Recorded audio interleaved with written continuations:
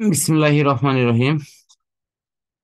আমরা তাপগতিবিদ্যার অংশ নিয়ে আলোচনা করছিলাম। এনট্রপিতে এখন দেখব বিশৃঙ্খলা অংশটি আসলে কিভাবে কাজ করে।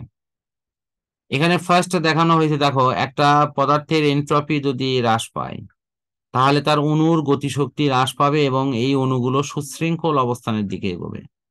আর এনট্রপি বৃদ্ধি পেলে সেখানে দেখা যাচ্ছে যে তার পদার্থের অণুগুলো দেখো কম্পন গতিশক্তি বৃদ্ধি পেয়ে সেগুলো কিন্তু এলোমেলো হয়ে যাচ্ছে। আর এনট্রপি হ্রাস পাইলে সেগুলো সুশৃঙ্খল অবস্থানের দিকে যাচ্ছে।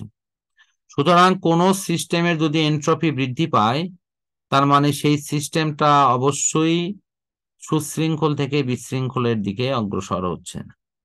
আমরা নিজেরাও জানি যে এই বিশ্বে তথা পৃথিবীর তাপমাত্রা দিন দিন বাড়ছে না কমছে? বাড়ছে। কারণ ওই সিস্টেমে তো তাপ বিকিরণ হচ্ছে। জি স্যার। সুতরাং ক্রমান্বয়ে যে যে তাপ উৎস তার তাপ কমে যাচ্ছে, মানে তার তাপের সোর্স কমে যাচ্ছে, আর যে তাপ গ্রহণ করছে তার তাপমাত্রা বাড়ছে। তাহলে কোনো একদিন আজকে কোটি কোটি বছর পর যদি এরকম কোনো সিচুয়েশন হয় যে সূর্যের তাপমাত্রা আর পৃথিবীর তাপমাত্রা প্রায় কাছাকাছি এসে গেছে, তাহলে সেই অবস্থায় সূর্যের তাপ প্রয়োগ করে পৃথিবীতে কোনো কাজ করানো সম্ভব না। আমি বুঝাইতে পারছি মূল থিমটা? জি স্যার।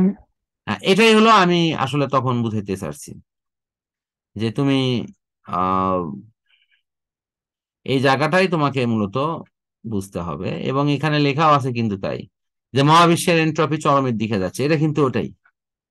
এবং সে কারণের জন্য এর সমীকরণটা কিন্তু দেখো এরকম, এই যে তোমার হলো ডিকিউ ভাগ হলো টি, মানে তুমি যত বেশি তাপ প্রয়োগ করবা তাকে তাপমাত্রা দিয়ে ভাগ করলে যে অনুপাতটা পাওয়া যায় সেখান থেকে তোমার এনট্রপির পরিবর্তনটা চলে আসবে।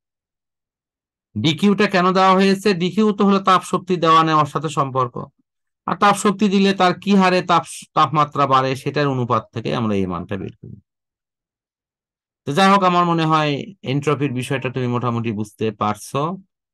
তো পরবর্তীতে আরো যখন কিছু সৃজনশীল করবো তখন হয়তো এই বিষয়গুলো আরো সুন্দরভাবে জানতে পারবা।